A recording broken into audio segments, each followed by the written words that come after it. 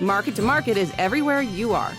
Subscribe to Market on YouTube, find us on the PBS video app to stream on demand, and add our 3 podcasts on your favorite podcasting app.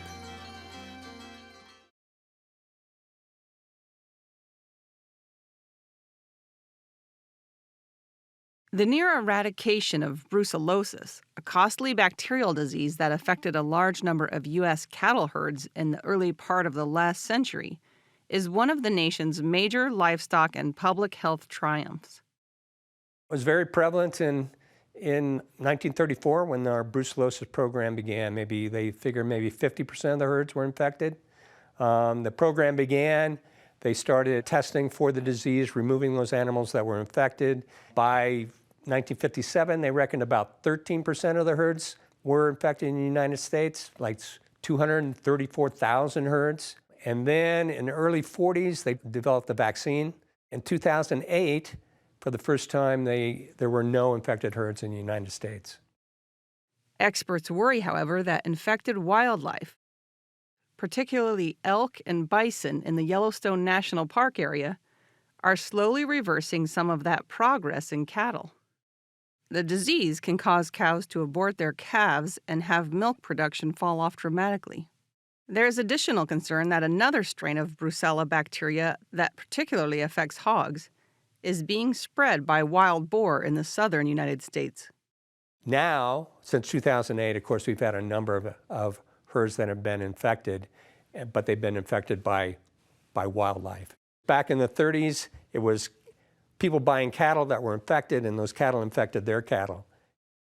That's all gone, but now it's wildlife coming into farmyards and ranches and aborting and passing the disease to cattle. Dr. Clark, one of USDA Veterinary Services' top experts on brucellosis, says livestock will sniff or lick the aborted materials and easily become infected with the resilient bacteria.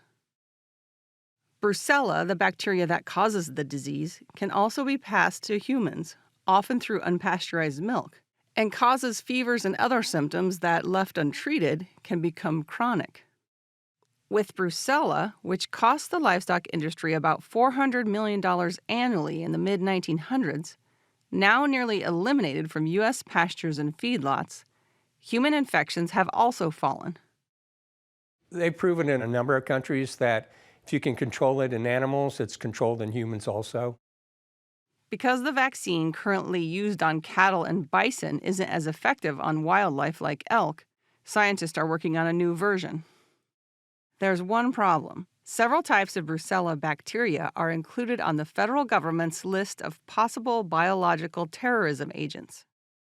As a result, the bacteria falls under strict regulatory controls, limiting study to the nation's most secure scientific laboratories, like the National Animal Disease Center in Ames, Iowa.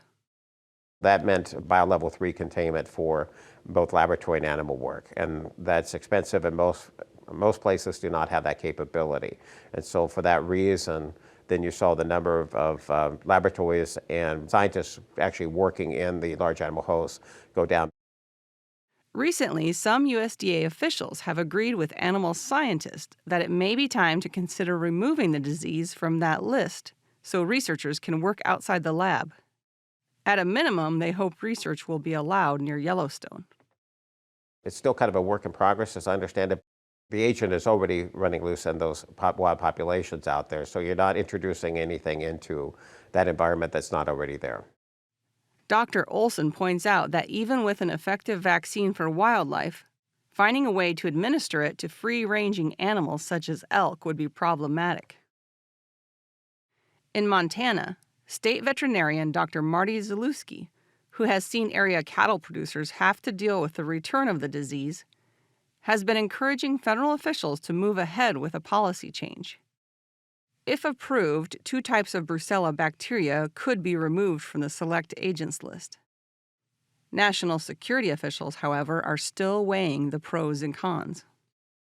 There is a fairly long history of nations wanting to weaponize brucellosis and use it as a bioterrorist weapon. I believe that certainly the USSR, the prior Russia, had a program. I believe this country looked at it as well. I believe that historical record is really the primary reason why this agent was included in this list. But I would argue that that's actually it's misplaced. Zalewski says treatment and prevention of the disease has come a long way. If you're a terrorist and you choose your weapon of choice as Brucella abortus, you're not the brightest crayon in the box. This disease we have a ready test for this disease. The incubation period, so the time from exposure until illness, can be several weeks. We have a very inexpensive and effective treatment for this disease. Contrast this type of an agent to Ebola or anthrax. It just doesn't make sense to me. Zalewski worries that federal officials could, in trying to protect human health by keeping Brucella on the list, inadvertently increase human cases by not allowing the scientific community a simpler way to study brucellosis in wildlife. My concern is that without interventions that are effective, brucellosis is going to spread throughout the entire contiguous range of elk in the Rockies and the Northwest. Based on a map that I saw from the Rocky Mountain Elk Foundation, that includes anywhere between 10 to 12 states. And so I don't know whether that's going to happen in 20 years, 30 or 40 years, but I think the outcome, if we don't develop better tools, is somewhat bleak. For Market to Market, I'm Colleen Bradford Krantz.